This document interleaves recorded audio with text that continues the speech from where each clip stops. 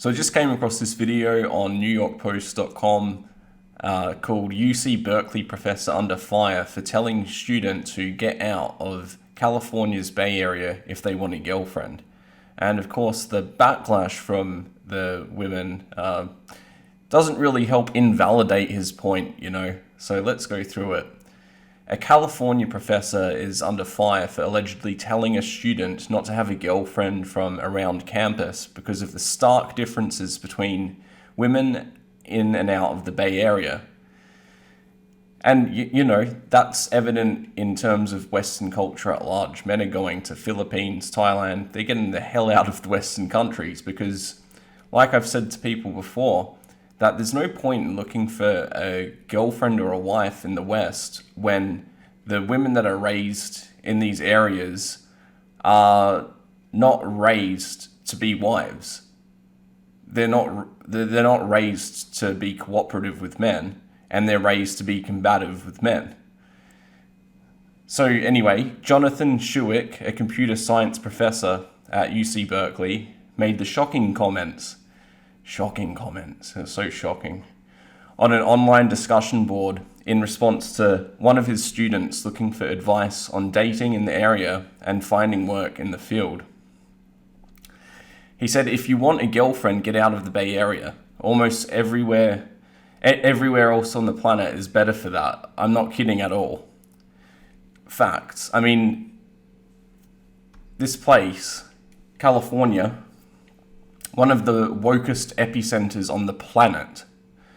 That's just common sense. It is facts. He's giving this guy good advice.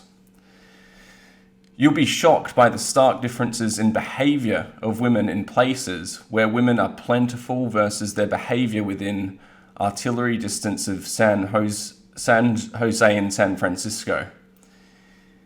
Yeah, and it's probably not just their behavior either. I mean, there's obesity epidemics. I don't know if it's in California. It's a pretty superficial place, but the behavior of women is what he's talking about here. And in the confines of their relationship to men, he's giving this guy good advice. Several students immediately called out the discussion thread, an introductory course that had turned into an informal dating advice chat. With all due respect, I don't think this is a very appropriate for classroom discussion board, let alone at all, one student replied. And that begs the question, where is this an appropriate conversation? Because men get kicked off of YouTube for talking about this stuff. Men get told to shut up in social environments for talking about this stuff. All of the places where men would go where there weren't women, there's now women everywhere that try and police everyone's language and what they talk about. So where is this an appropriate form of discussion? This conversation is entirely inappropriate for a forum intending for learning and has tones of misogyny. As a woman taking this class, I'm shocked by this thread, as well as the professor's engagement. And that is the attitude that men are trying to get away from. Is that irony lost on this young woman, that she can't even see that it's that exact attitude which is causing this professor to give that advice to young men? Hard agree. As a TA, if I said this, I would be rightfully fired.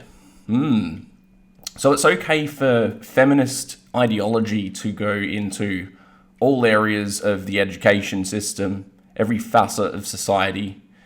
But when men choose to let these women be strong and independent and go find women that are more traditional in other areas that aren't so woke, that's a problem too. Just can't do anything right, Doesn't matter what we do. There's always an undertone of misogyny. Want to be strong and independent? Fine. Be strong and independent. We go over here, where there's girls that will respect us and treat us like men, and they'll behave like women. You want to be strong and independent? Oh, but then when we leave you to be strong and independent, that's a problem. Okay. The chairs of the university's electric, engineering and computer science departments met with the educator, seemingly prompting him to apologize. Probably forcing him to apologize. So he says, "I apologize for my reply, which has caused bad feelings I did not intend." Yes, because we're all responsible for women's feelings. Because they're so strong and independent that men need to take responsibility for never saying anything that will slightly upset their sensitivities. Regarding my reply to Anonymous, I did not mean to convey any disrespect for women or anybody else, nor blame the blameless. I value all my students. I am sorry for my words and for how it made many of you feel. So it doesn't matter, guys, it's not about disrespect or respect, because the better we treat women in society, the lower the bar for disrespect comes. Like I've said before, it will probably be considered a form of sexual abuse if you don't let your wife go have sex with her boyfriend on Saturday nights. And they'll probably be able to get more alimony from you for that. In the future, that's coming. Don't you worry. It can get a lot worse, guys. And as a side note, I mean, the girl that he's with is actually probably more attractive than him, which is very rare in Western countries these days. So he probably went to the Philippines or somewhere to find her. I don't know. Maybe he just went out of the Bay Area he was talking about. But in the West, men are combating levels of unprecedented inflation.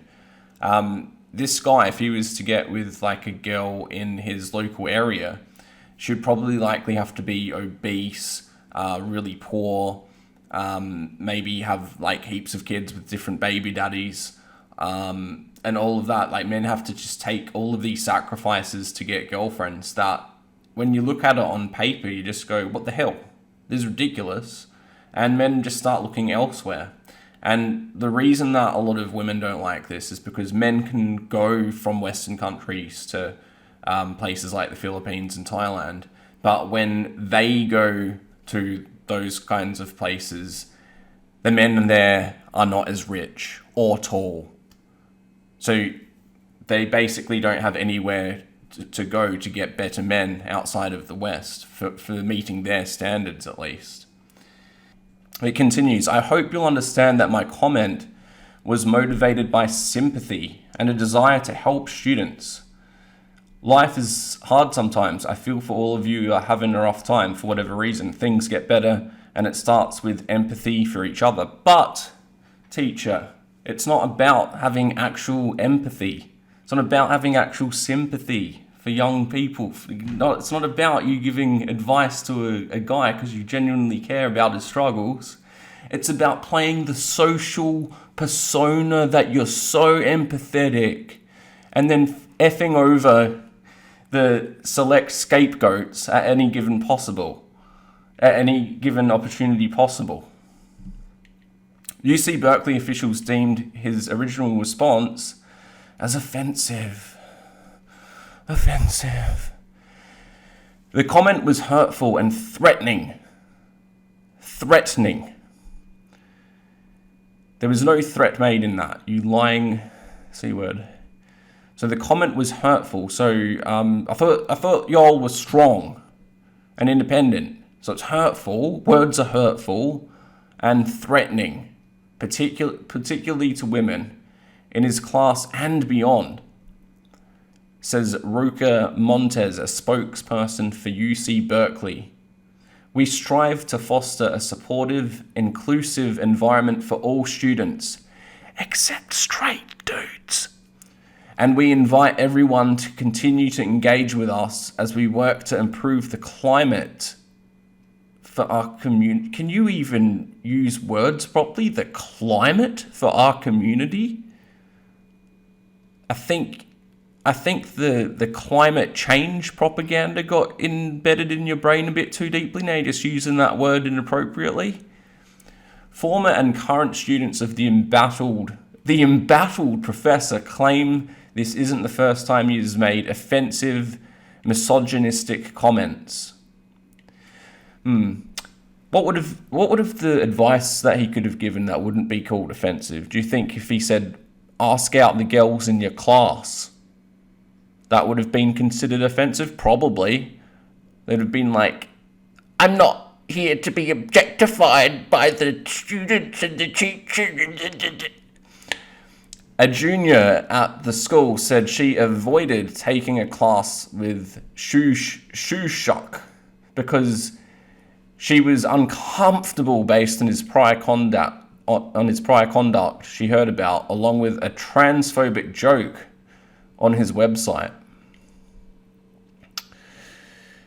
Last May, a UC Berkeley professor apologized after claiming to be Native American all her life and breaking the trust she had with Native communities. Now, don't those two sentences just go really well in your brain? So someone made a transphobic joke, so we have to respect all trans people. And now we have down here someone apologizing after claiming to be Native American all her life when she wasn't. Well, how do you know? How do you know she's not a trans Native American? Wow. Yeah, so Elizabeth Hoover, a white associative professor in the Environmental Science and Policy Management Department at UC Berkeley, said she incorrectly identified herself based on incomplete information. Maybe she was too white to be able to identify as transracial. Maybe white people aren't allowed to do that in the woke agenda. I don't know the rules anymore, guys. Yeah, so the West is done, guys. The West is done. I don't really have any more to say on this, but check out my other videos and see you later.